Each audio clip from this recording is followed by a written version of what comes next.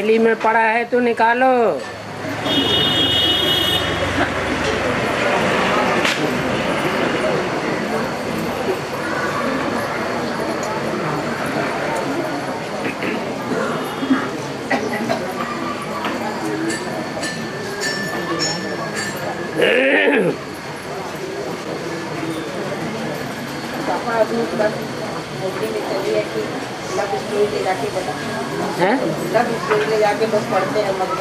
है मधुबन से नहीं, लौकिक परिवार से छुपा के ले आते हैं और मधुबन में जाकर पढ़ते रहते हैं। बाप को तो 1000 आंखें हैं, 1000 कान हैं, कोई न कोई देख लेते हैं और बताते रहते हैं।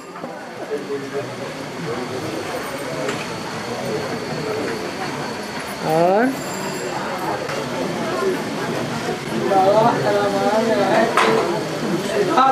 भाई दो उधर ऊपर ये भाल तक नहीं निकल। कौरव, पांडव, यादव तीनों सेनाओं के बीच में ज्ञान सुनाया गया था गीता का, या सिर्फ पांडवों को सुनाया गया था? है? तीनों को सुनाया गया था। अब धारणा अपनी अपनी।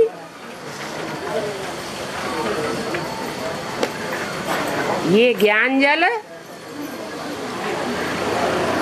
सुधा वृष्टि है, ज्ञानामृत कहा जाता है। ब्रह्मा बाबा के मुख से जब सुनाया गया था, उस समय की मुरली में बता दिया कि अभी ज्ञानामृत नहीं कहेंगे,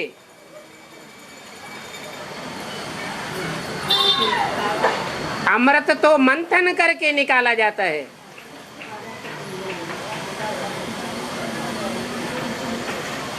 उस समय तो सिर्फ सुनना और सुनाना हो रहा था,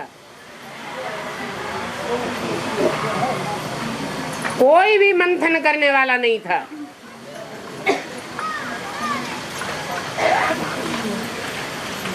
अभी तो ज्ञान सागर बाप आए हुए हैं, बच्चों से सागर मंथन कराने के लिए।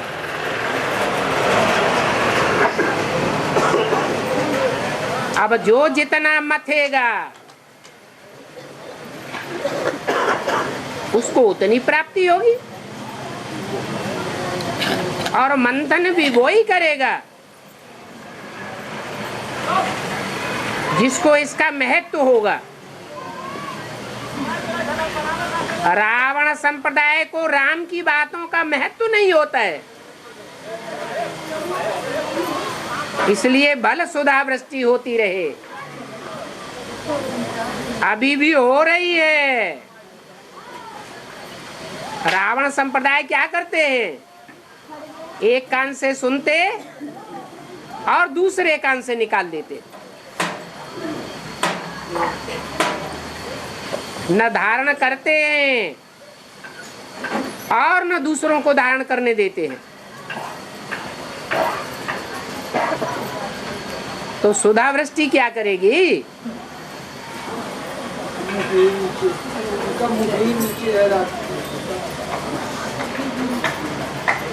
और बाबा हमें क्षमा किया जा बाबा, मैं कुछ पूछना चाहता हूँ, क्षमा कीजिए। इसमें हाथ जोड़ने की कोई बात नहीं। बाबा कहते हैं जैसे डॉक्टर पेट में कचरा भर जाता है तो जुलाब देते हैं, पेट में पानी चढ़ाते हैं कि कचरा सब बाहर आ जाए। बाबा मैं अपराधी हूँ, क्योंकि भाई लोग करते हैं, तुम शास्त्रों की बात क्यों पूछते हो? बाप ने तो कहा है कि गीता भागवत रामायण में जो भी लिखा हुआ है तुम उसको संगम युग में टैली कर सकते हो। बाबा ये नहीं कहा टैली करो। अगर तुम्हारे पास फालतू टाइम है तो टैली कर सकते हो, बाकी तो सारा ज्ञान बाप खुद ही सुनाते हैं।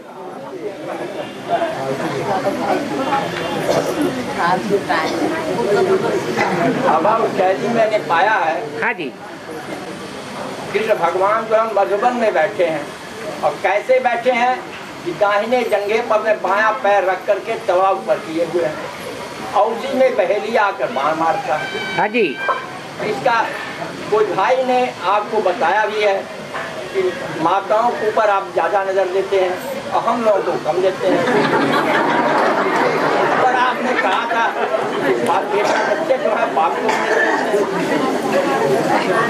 मैं क्षमा आपको मांगता। इसीलिए भगवान के पाँव में बहेलिए ने बाण मार दिया।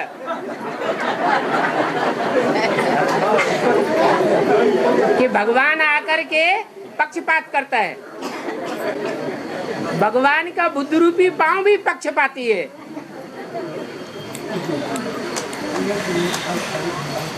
लेकिन वो तो एक कथा बनाई है कि कृष्ण को बहेलिए ने तीर मारा। वास्तव में कृष्ण भगवान है ही नहीं। जो भगवान है उसको तो कोई बाण मार ही नहीं सकता,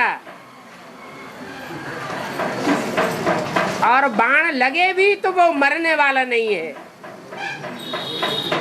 वो तो अकाल मूर्त है,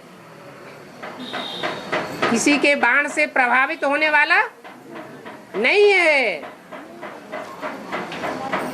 कि बाबा संगम जी को तो अपना बायां पैर दाहिने पैर के जंघे पर रख कर ही दृष्टि देते हैं। हाँ जी।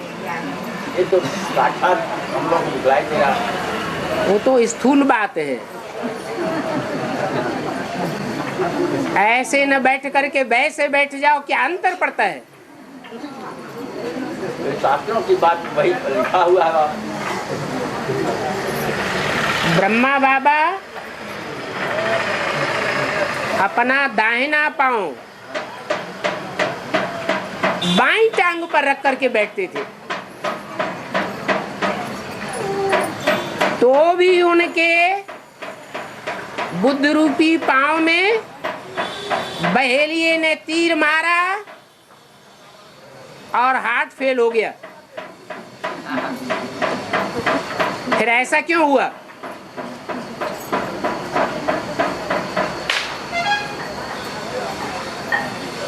ये कोई स्थूल पांव को बताने वाली बात नहीं है। ये तो बुद्ध रूपी पांव है। शंकर का पार्ट अलग और ब्रह्मा का पार्ट अलग। ब्रह्मा का पार्ट है स्थापना का,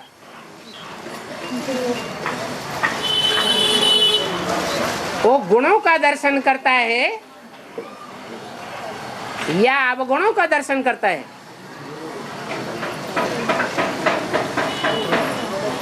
ब्रह्मा बाबा ने अपने जीवन में कोई भी बच्चे में कितने भी अवगुण हैं, कभी भी उन अवगुणों को देखा नहीं, गुणों को ही देखा।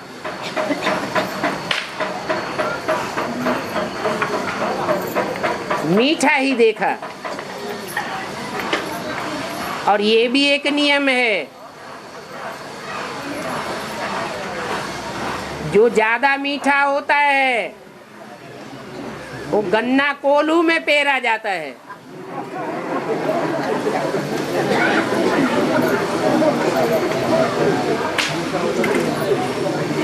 इसलिए दुनिया के अनुसार अपनी दोनों आंखें खुली करके रखनी चाहिए। कहीं ऐसा ना हो जो ईश्वरीय ज्ञान के दुश्मन है वो घात कर देवे। एक बार धोखा खाने वाला दोबारा धोखा न खाए।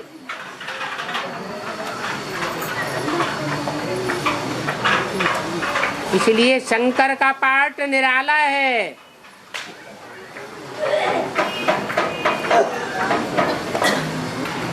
शिव की 3 मूर्तियों में 2 मूर्तियां पूजी जाती हैं।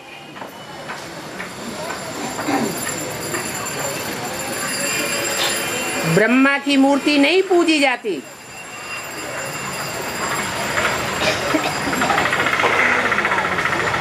उनको सफलता क्यों नहीं मिली?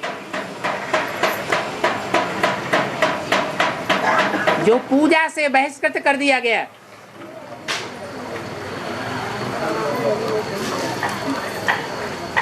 क्या उनके जीवन में प्योरिटी नहीं थी? पवित्रता की धारणा नहीं थी?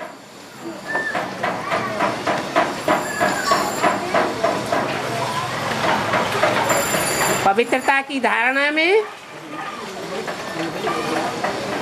सारे ही गुण समाये हुए हैं।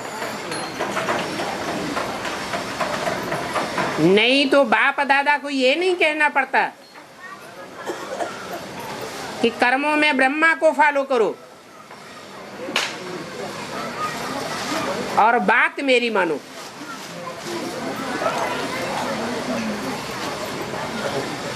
इससे साबित होता है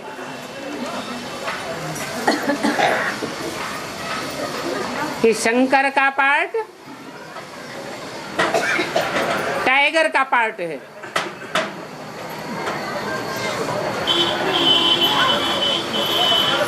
मौका देख करके हमला करता है।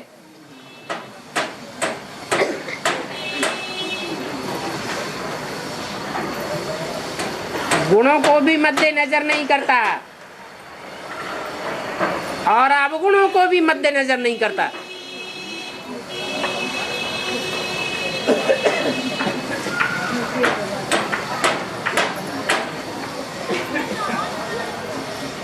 अब गुणों का जो अपने अंदर से नाश नहीं कर सकता, वो दूसरे के अंदर से भी अवगुणों का नाश नहीं कर सकता। और अपने अंदर जो गुण धारण नहीं कर सकता, वो दूसरों को भी गुण धारण नहीं करा सकता।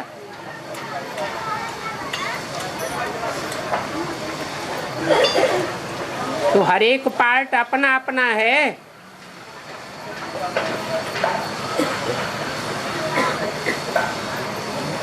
बाकी संसार उसी रूप को मानता है, उसी रूप को पूजता है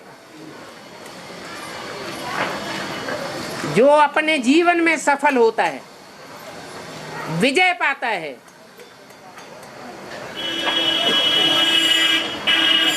विजयी को दुनिया नमस्कार करती है।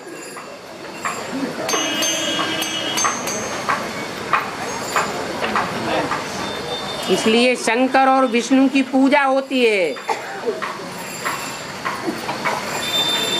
ब्रह्मा की मंदिरों में पूजा भी नहीं होती, मूर्तियां भी नहीं बनाई जाती। सिर्फ अजमेर में एक मंदिर है जहां मुसलमानों का मेला प्रसिद्ध है। ये भक्ति मार्ग की यादगारें हैं।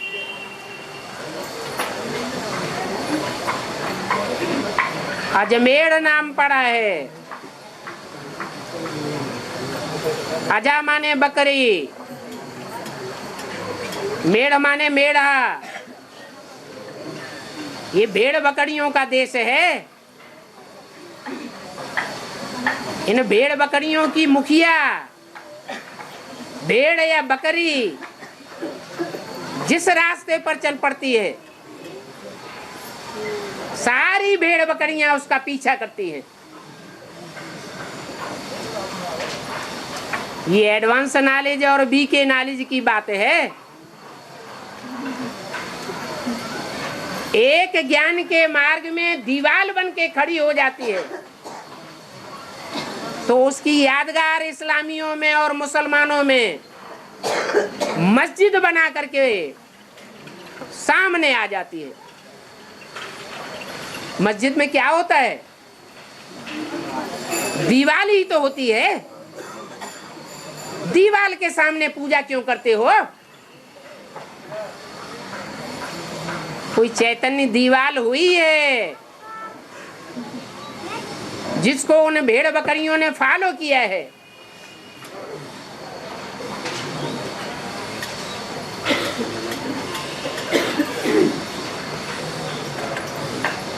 इसलिए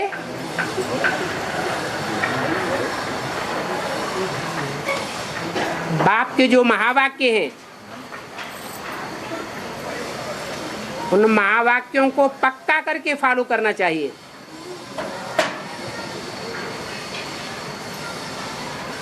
ऐसा न हो कि जिसको कर्मों में फॉलो करना है उसके डायरेक्शन को फॉलो करने लग पड़े,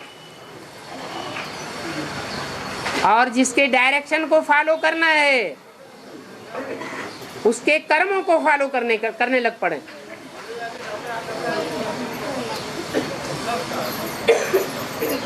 और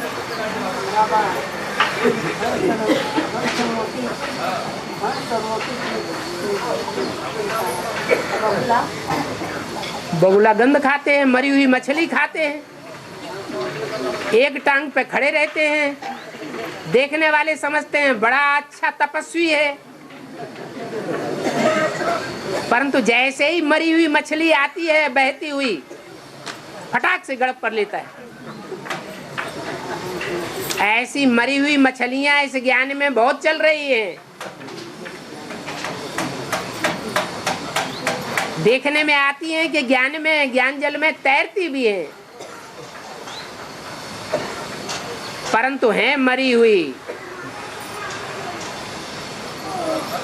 अपवित्रता को फॉलो किया, जैसे कि अनिश्चय बुद्धि बन गए। अनिश्चय बुद्धि माने मरे हुए।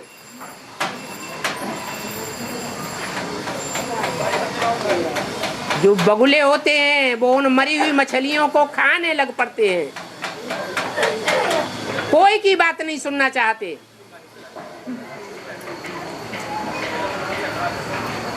जो हंस होते हैं वो मरी हुई मछलियों को नहीं खाते, कोई भी प्रकार की गंध नहीं खाते। क्या चुंगते हैं? ज्ञान के मोती ही चुंगते हैं। और रहते कहाँ हैं? मानसरोवर झील के किनारे हंस रहते हैं। ये है ज्ञान मानसरोवर। बहुत ऊंची स्टेज का तालाब है, बहुत गहरा भी है, परंतु फिर भी सारा पानी शीशे के मिसाल पारदर्शी दिखाई देता है।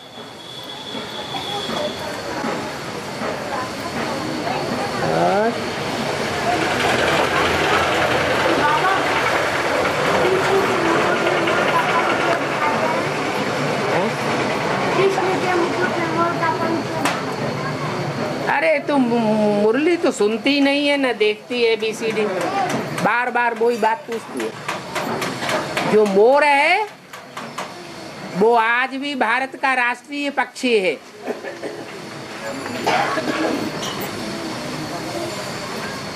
वो राष्ट्रीय पक्षी नहीं दिखाया गया है।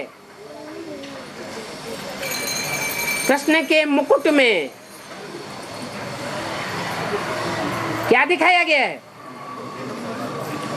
कृष्ण के मुकुट में उस राष्ट्रीय पक्षी की पूंछ दिखाई गई है। पूंछ किस बात की निशानी है?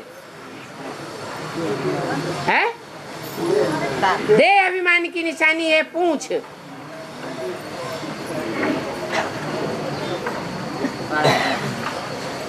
ये देह अभिमान की निशानी ऐसे नहीं है।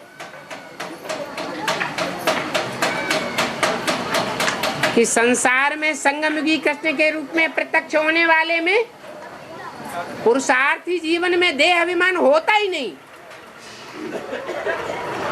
नहीं, पुरुषार्थी जीवन है तो देह अभिमान भी जरूर होगा, परंतु इतना हल्का होता है, इतना शोभनीय को होता है कि दुख देने का नाम निशान नहीं।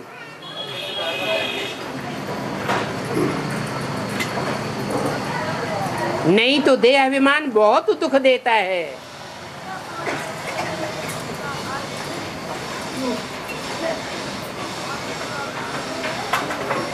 उन्होंने तो कृष्ण को भगवान मान लिया है। वास्तव में है संगमयुगी कृष्ण की बात। उस मुकर्रर रथ में पतितों को पावन बनाने के लिए जो निराकारी, निर्विकारी, निरहंकारी बाप प्रवेश करता है,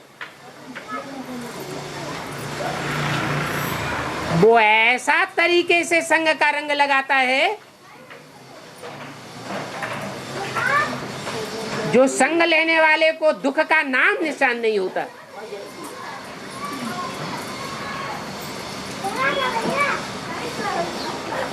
स्मृति पावन बनती है।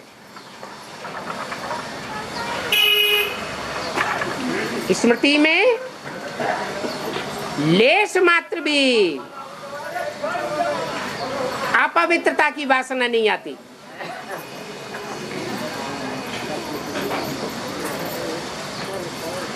मुकुट में ही क्यों लगाया जाता है?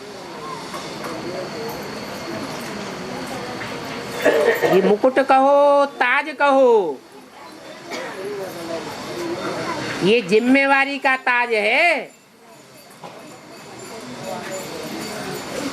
उस पूंछ को कौन सी जिम्मेवारी मिली हुई है?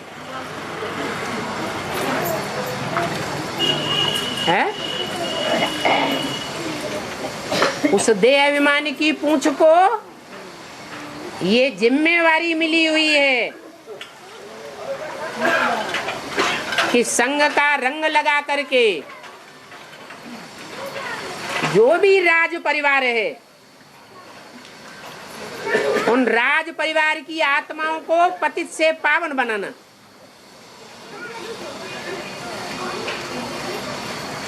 फिर यथा राजा तथा प्रजा स्वतः ही बनती रहेगी।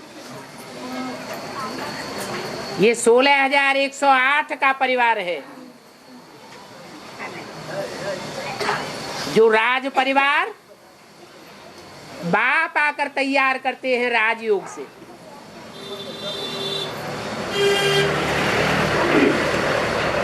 इसलिए कृष्ण को राजयोगी कहा गया है। ये देह अभिमानी की पूंछ का ही कमाल है।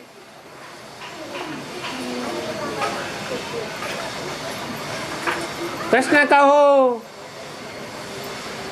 शंकर कहो, बात एक ही है।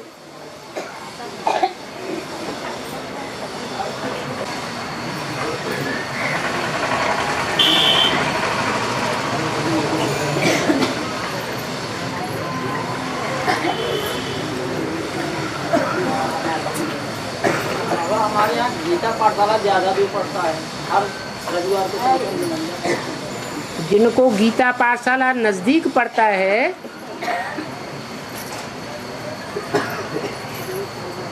उनको तो रोज क्लास करना चाहिए। और जिनको जितना ज्यादा दूर पड़ता है,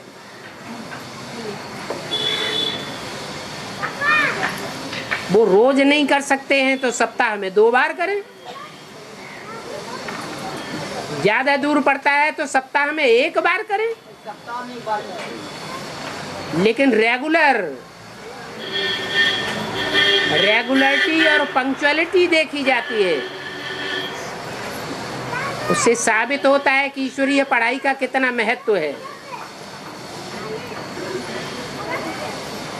टीचर खुश होता है।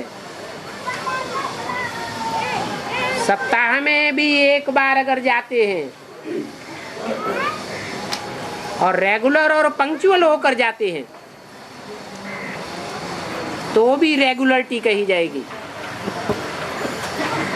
बाकी अपने घर में अध्ययन किया जा सकता है। टीवी तो घर घर में है, टैप रिकॉर्डर तो है ही।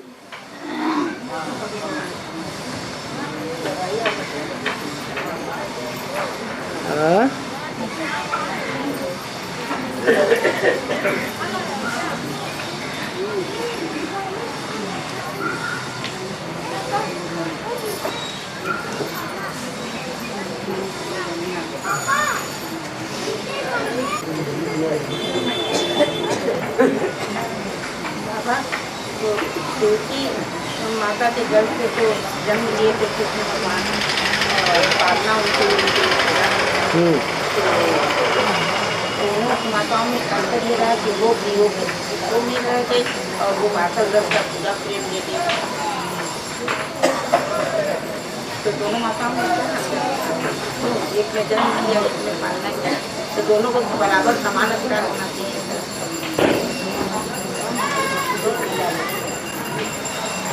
आज भी बहुत सी माताएं जन्म तो दे देती है,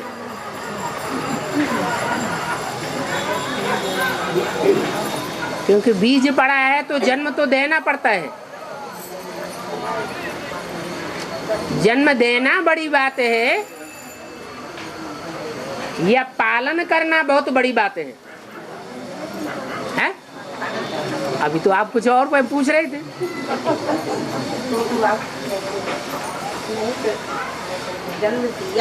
पालना करना बड़ी बात है। जन्म तो ब्रह्मा ने भी दिया ब्राह्मणों को, लेकिन ब्रह्मा की पूजा नहीं होती, मूर्तियां नहीं बनती, मंदिर नहीं बनते। और विष्णु ने पालना की तो मंदिर भी बनते हैं, मूर्तियां भी बनती हैं, पूजा भी होती है।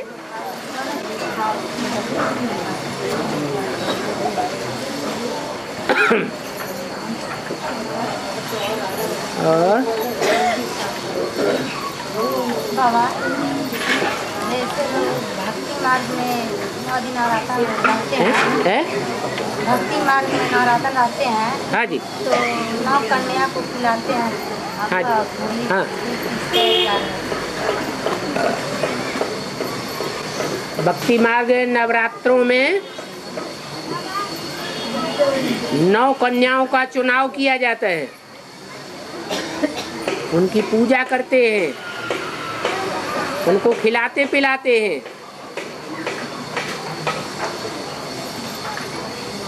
वो 9 देवियों की यादगार है।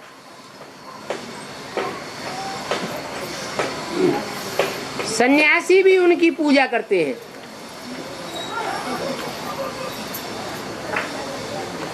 सन्यासी खुद पवित्र रहते हैं, लेकिन पवित्र होने के बावजूद भी कन्याओं की पूजा करते हैं। और ऐसी कन्याओं का चुनाव करते हैं जो उम्र में बहुत छोटी छोटी कन्याएं होती हैं। कोशिश करते हैं 9 साल की कन्याएं मिले।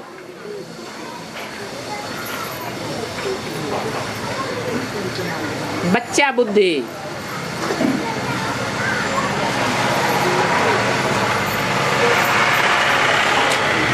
ब्राह्मणों की संगमयुगी दुनिया में भी ऐसी 9 कन्याओं का बाप ने चुनाव किया है जो नंबरवार पवित्रता का पालन करने वाली है। जब संसार में प्रत्यक्ष होंगी तो दुनिया के बड़े बड़े सन्यासी भी उनके सामने मस्तक झुकाए देंगे।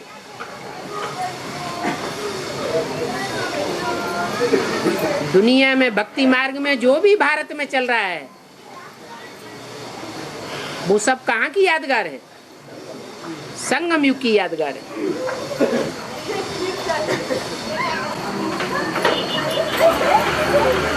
बाबा कृष्ण मुरली को क्यों कमर में रखते हैं?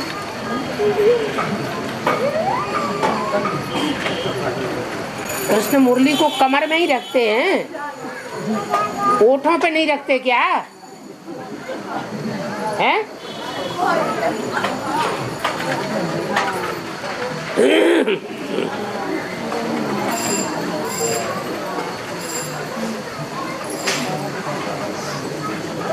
जब बजाते हैं तो ओठों पे रखते हैं, और जब बजाते नहीं हैं तो कमर में रखते हैं।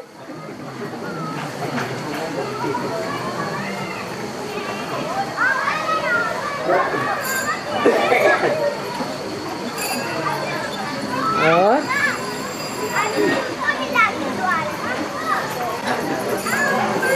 रामायण के नामे देता है, रामायण नामे है। मुरली में बाबा ने बोला है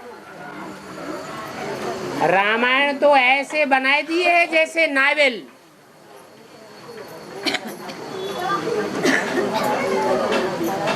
रामायण जो तुलसी कृत बनाई गई वो तमो प्रधान युग में बनाई गई है या सतो प्रधान या रजो प्रधान युग में बनाई गई? युग कौन सा है? कलयुग में भी, मध्य कलयुग होने के बाद अर्थात आज से 500 साल पहले तुलसीदास ने रामायण की रचना की।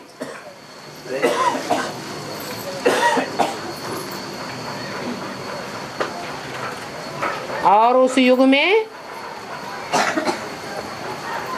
तामसी वृत्तियां बहुत बढ़ चुकी थी।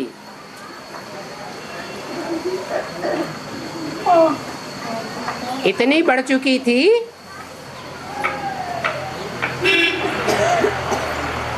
कि उन्होंने अपने मुख से खुद ही बताई दिया कि भाई वर्ण शंकर सब है।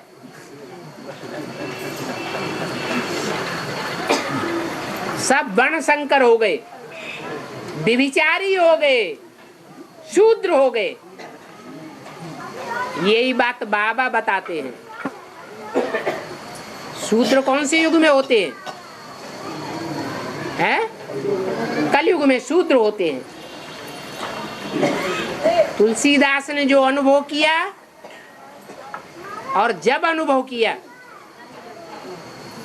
तब उन्होंने लिख दिया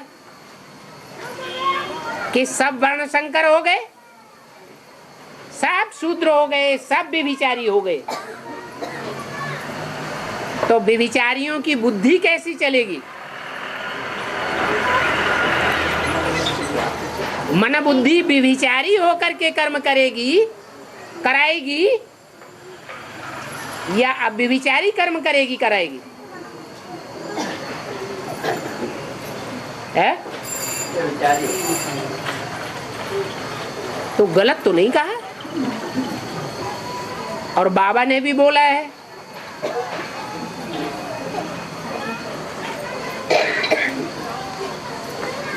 कि रामायण को तो ऐसे बनाई दिया है जैसे नावल। हालांकि हिंदी में पहला नावल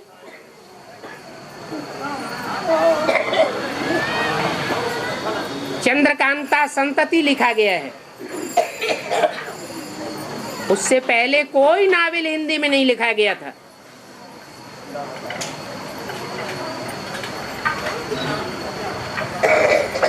लेकिन बाबा ने रामायण को बोला है कि रामायण तो ऐसे है जैसे नावल। अगर ब्राह्मण भी रामायण के आधार पर सारा मनन चिंतन मंथन करेंगे तो बुद्धि जरूर तिरक जाएगी।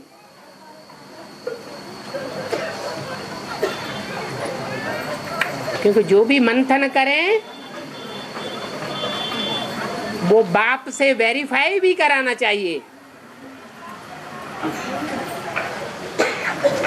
नहीं तो कुछ का कुछ समझ लेंगे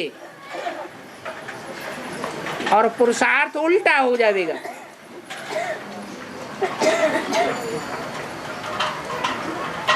बाकी ये तो बता दिया है कि शास्त्रों में सारा भूसा बढ़ा पड़ा है।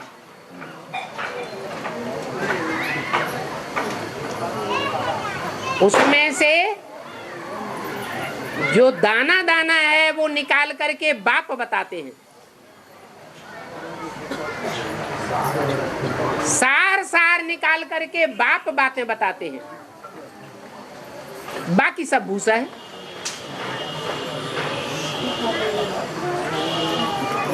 तो वाल्मीकि रामायण द्वापर में लिखी गई है। वाल्मीकि रामायण भी द्वापर में लिखी गई और राम की आत्मा ने ही लिखी है, क्योंकि बोला है अपनी अपनी कथा कहानियां अपने अपने शास्त्रों में लिख दी है। तो चाहे वाल्मीकि रामायण हो या तुलसीकृत रामायण हो, जो एक बात हो रही बीच में मत बोलो,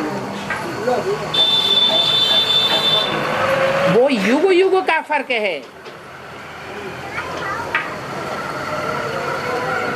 तुलसीदास ने जब लिखा तो तामसी युग था दुनिया में, और वाल्मीकि ने जब लिखा तब रजो प्रधान युग था, इसलिए अंतर पड़ जाता है। वाल्मीकि रामायण में ये बात नहीं आ सकती कि भय वर्ण शंकर सब है, लेकिन तुलसीकृत रामायण में ये बात आई है। माने उन्होंने खुद ही स्वीकार कर लिया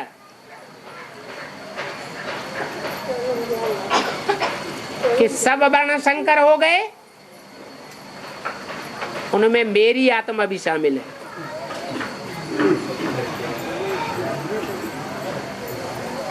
और मन जीते जगत जीत,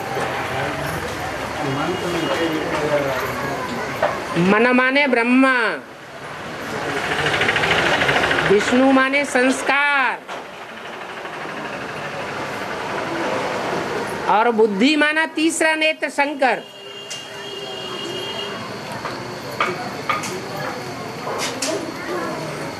ज्यादा चंचल कौन है इनमें?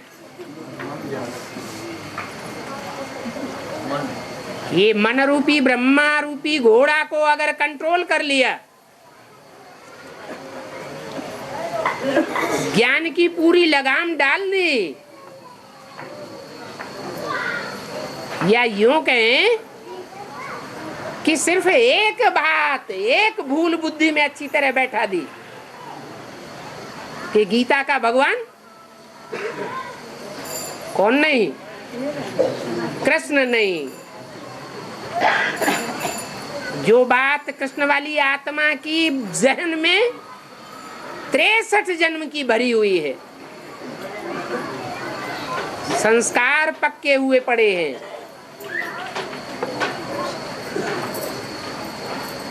वो बात निकलती नहीं है।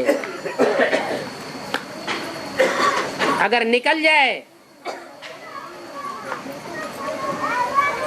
तो उसके लिए बोला है एक के पतित होने से सब पतित बन जाते हैं, और एक के पावन बनने से सब पावन बन जाते हैं। सारी मनुष्य सृष्टि का पहला पत्ता कौन है? कृष्ण। उसके ऊपर सारा मदार है।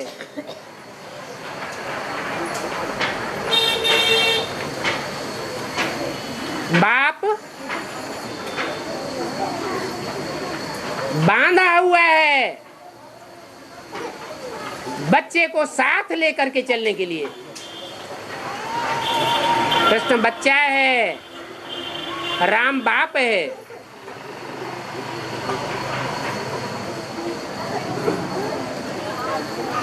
बाप अकेला वापस नहीं जा सकता। लौकिक दुनिया में भी घर में आग लगी हुई हो तो जो सच्चा बाप होगा अपने बच्चे को आग में झुलसते हुए छोड़कर नहीं भाग जाएगा।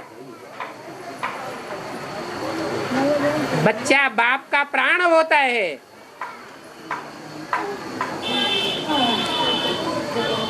इसलिए बाप और बच्चे का जन्म इकट्ठा है।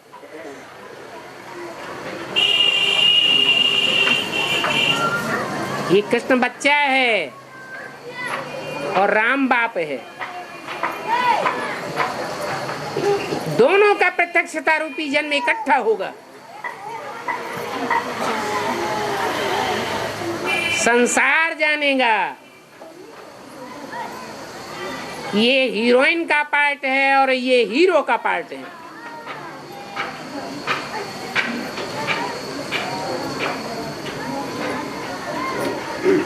दोनों की साथ साथ प्रत्यक्षता होगी। ये सृष्टि की माँ है और ये मनुष्य सृष्टि का बाप है। और रचना कब हुई बाबा? रचना कब हुई? वेद, विद धातु से बना है वेद। विद माने जानकारी।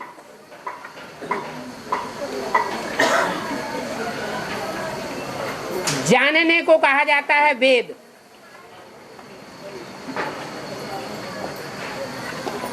उसी के आधार पर आज के लोगों ने बनाई दी है जनता पार्टी।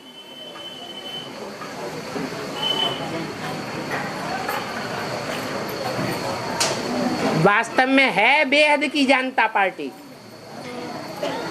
Advance party.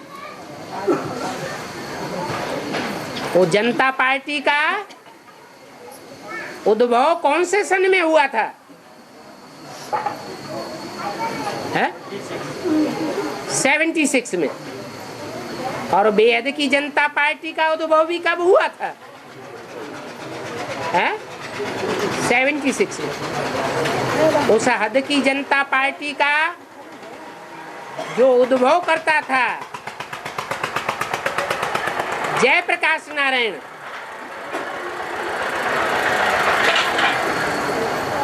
वो भी गुजरात से निकला था। गुजरात से एजिटेशन शुरू हुआ था। और बेहद की जनता पार्टी का एजिटेशन भी कहां से शुरू हुआ है? गुजरात, जिसके अज्ञान की रात सन 76 में ही गुजर चुकी थी।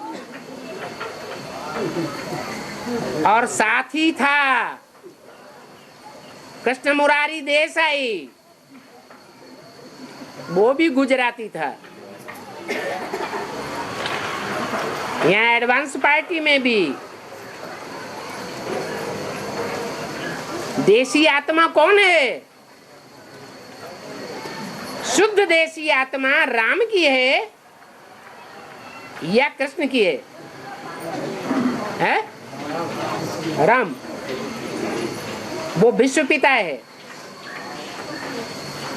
सारे विश्व में चक्कर लगाने वाला। और वो माता है भारत माता, ब्रह्मा सो विष्णु बनने वाला। माता घर संभालती है और बाप बाहर संभालता है।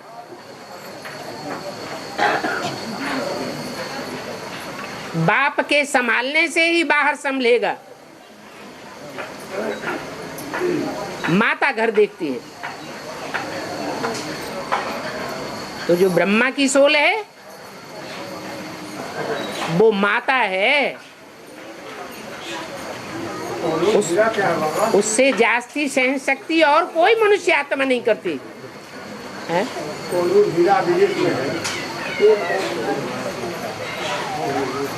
बाप विदेशी बन करके आया है या स्वदेशी बन करके आया है? हैं? बाप विदेशी बन करके आए हैं। वो है हद का कोहनीर हीरा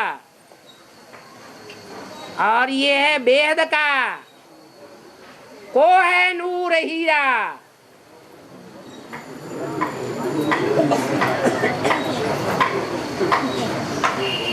सारी दुनिया का नूर तो एक ही है। जिस मुकर्रर रथ में भगवान बाप आकर के प्रत्यक्ष होते हैं, परंतु अभी विदेशियों के कब्जे में है।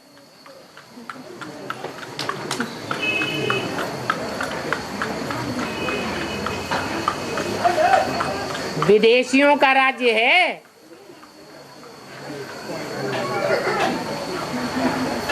भारत स्वतंत्र है या विदेशियों के कब्जे में है?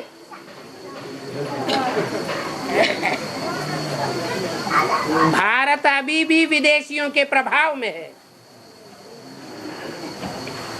और विदेशी कंपनियां भारत में अड्डा जमाती जा रही है। भारत अभी भी विदेशों के लोन के नीचे दबा हुआ है।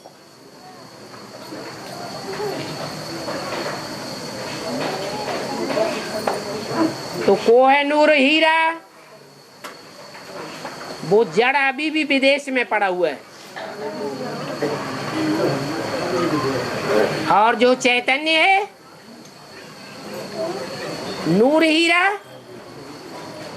वो अभी भी विदेशियों के जाल में फंसा हुआ है।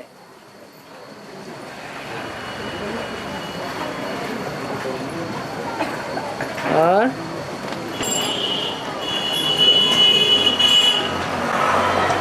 जगत माता जगत पिता है, तो जगत पिता जगत माता का। ये प्रश्न पीछे भी आपने पूछा था, पहले भी उसको क्लियर किया था। ये अव्यक्त वाणी में ही बाप ने बता दिया। जगदम्बा कहाँ है?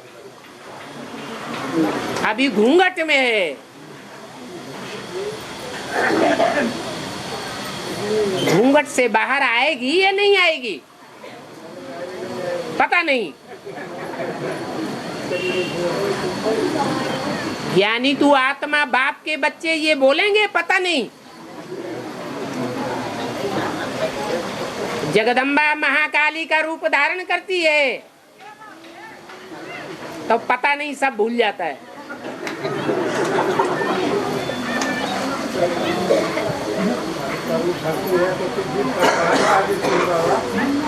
विनाशकारिणी है। शंकर को कहा जाता है शंकर द्वारा विनाश, लेकिन कोई भी देवता असुर संहारकारी नहीं कहा जाता। असुर संहारिणी देवियां हैं, उनमें अव्वल नंबर है महाकाली। जो जगदम्बा ही जब तमो प्रधान बनती है तो महाकाली का रूप धारण करती है। अभी वो जगदम्बा भी जगत के जो इस्लामी बौद्धि क्रिश्चियन धर्म में कन्वर्ट होने वाले बच्चे हैं उनके चक्कर में फंसी हुई है, रावण के कंट्रोल में है। वो सीता है दूसरे नंबर की, जिसके लिए रामायण में भी कहा है। असली सीता को कहा तुम पावक में करो निवासा, योगाग्नि में निवास करो, तब लगे करो निशाचर नासा। ये निश्चरों की दुनिया का नाश करने के लिए उन्होंने नंबर 2 की सीता का निर्माण किया। वो 5 तत्वों की बनाई हुई सीता है। असली सीता को रावण नहीं ले जा सकता। वो सती साध्वी होती है या रावण के पंजे में फंसने वाली होती है?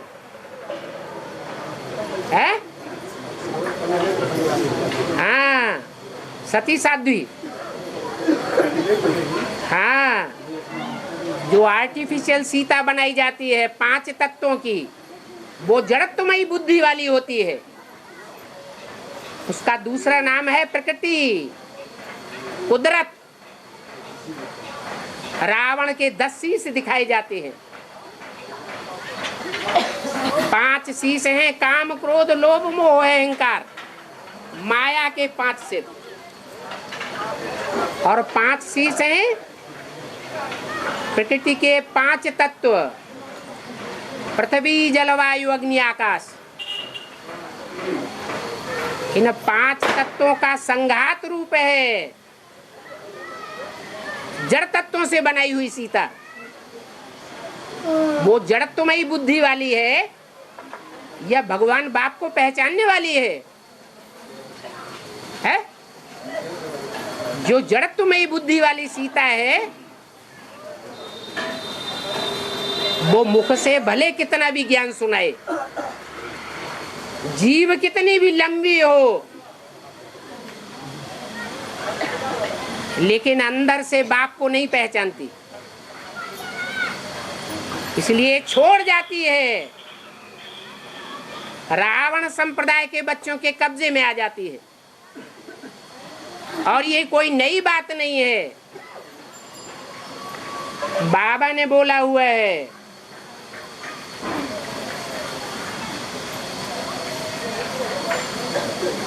जो गीता माता है, उस पर कृष्ण बच्चे का अधिकार हो जाता है, बाप का अधिकार नहीं रहता। तो कृष्ण वाली आत्मा ब्रह्मा, जिसके लिए मुरली में बोला है, वास्तव में ये ब्रह्मा तुम्हारी जगदम्बा है, परंतु तन पुरुष का है। तो ब्रह्मा की सोल ने उस जगदम्बा रूपी डब्बे पर कब्जा कर लिया है अभी, क्योंकि यज्ञ के आदि में भी ब्रह्मा ने इस्लामी, बौद्धी, क्रिश्चियन बच्चों को सपोर्ट किया था।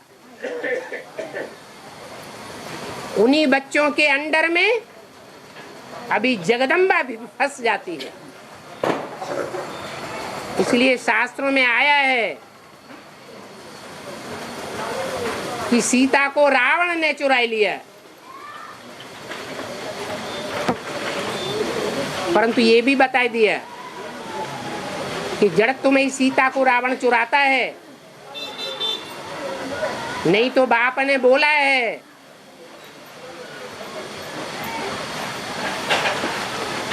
कि मेरे ऐसे भी बच्चे हैं जो बाप को नहीं पहचान पाते, जो बाप को पहचान लेंगे वो बाप को छोड़ेंगे।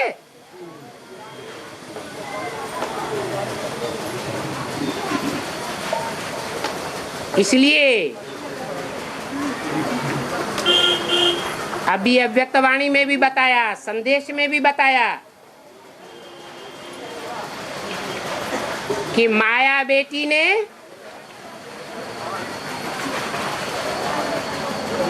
प्रकृति से हाथ मिला लिया है। माया बेटी अर्थात काम, क्रोध, लोभ, मोह, अहंकार रूपी माया।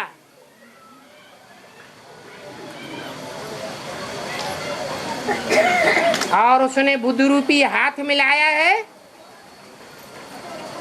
5 जड़ तत्वों की जो संघात कारिणी प्रकृति है।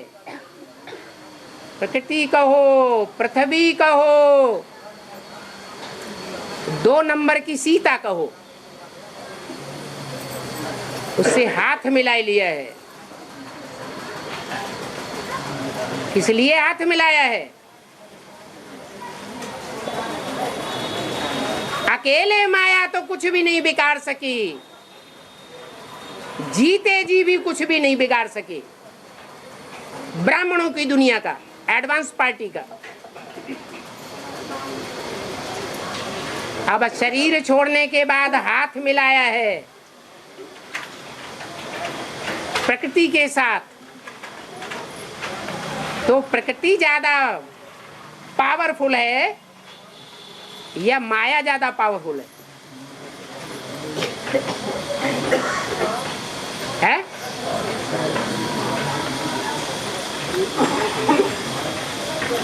माया बेटी जीते जी इतना विरोध करने के बावजूद भी एडवांस पार्टी का कुछ नहीं बिगाड़ सकी।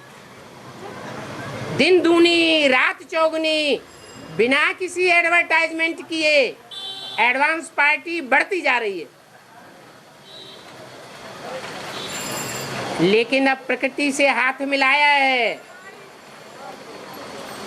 महाकाली से हाथ मिलाया है। वो महाकाली इतने ढेर के ढेर जो अधूरे पुरुषार्थी एडवांस पार्टी में भरे पड़े हैं, उन सबको स्वर्ग में नहीं जाने देगी।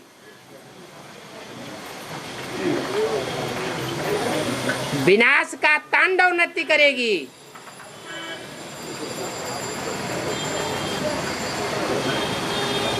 सब अनिश्चय बुद्धि बन पड़ेंगे।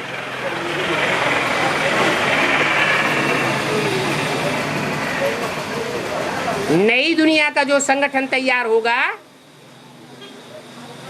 उसमें थोड़े होंगे या ढेर के ढेर होंगे? थोड़े से बच्चे होंगे। और वो कौन होंगे? जो बाप को जन्म जन्मांतर पहचानने वाले, सहयोग देने वाले होंगे, या आधे जन्मों में सहयोग देने वाले और आधे जन्मों में विपरीत बुद्धि बनने वाले होंगे। आदि से लेकर के अंत तक के सहयोगी। ऐसे बाप को पहचानने वाले बच्चे माया की गिरफ्त में नहीं आवेंगे।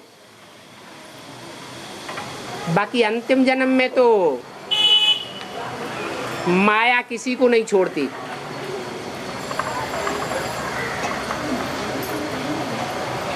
ऐसा अहंकार कोई न करे कि माया हमको हरा ही नहीं सकती। इसलिए माया को सर्वशक्तिवान का टाइटल भी मिला हुआ है। जो वो भी प्रभावित हो जाएंगे। है जो एनएस में गए हैं वो भी प्रभावित हो जाएंगे। एनएस नई दुनिया है क्या कि नई दुनिया का फाउंडेशन है? फाउंडेशन जो है वो जमीन में खोद करके डाला जाता है या ऊपर डाला जाता है? तो जमीन में जहाँ खोद करके डाला जा रहा है फाउंडेशन, वो ईंट पत्थर जो हैं उन पर जब दुर्मुठ चलता है तो सारे ही टिके रहते हैं कि छिटक के बाहर चले जाते हैं।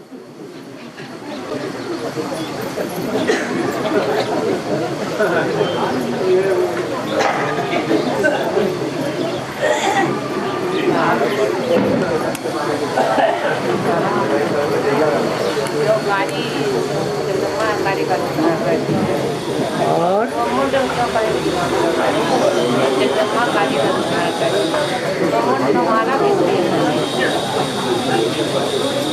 महाकाली को मुंड की माला क्यों दिखाई है और चंद्रमा क्यों दिखाया है? मस्तक पर महाकाली को चंद्रमा भी दिखाते हैं और मुंडों की माला दिखाते हैं।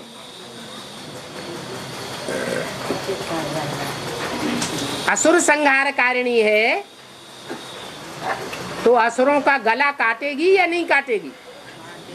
हैं? काटेगी ना। और जब गला कटेगा तो जो मुंड है, मुंडमाला, और एक होती है रुंडमाला, रुंडमाला दिखाते हैं विष्णु को, क्योंकि प्रैक्टिकल कर्म रुंड से किया जाता है या मुंड से किया जाता है? हैं? रुंड से प्रैक्टिकल कर्म किया जाता है।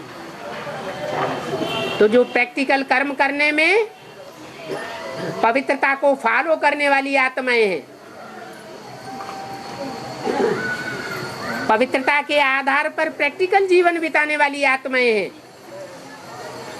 उनकी माला विष्णु को दिखाई जाती है। और जो मुंडमाला में, जिसे रुद्रमाला भी कहा जाता है,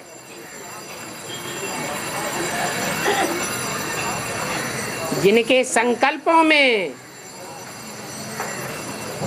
इम्प्योरिटी हटाए नहीं हटती है, दृष्टि वृत्ति इतना ज्ञान लेने के बावजूद भी पतित बनी रहती है।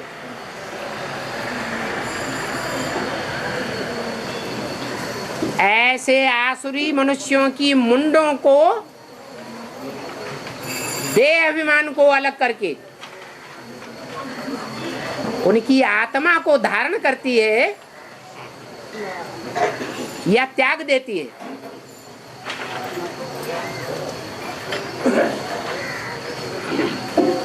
मुंड माने आत्मा और रुंड माने शरीर। ये मुंड रुद्रमाला के मुंड हैं। ये वो मुंड हैं जिन्होंने आसुरी वृत्तियां त्यागी ही नहीं है, पकड़ के रखी हुई है। ऐसे असुरों का सर काट करके उनको आत्माभिमानी बनाती है, झुकाए देती है। माफी मांगते हैं।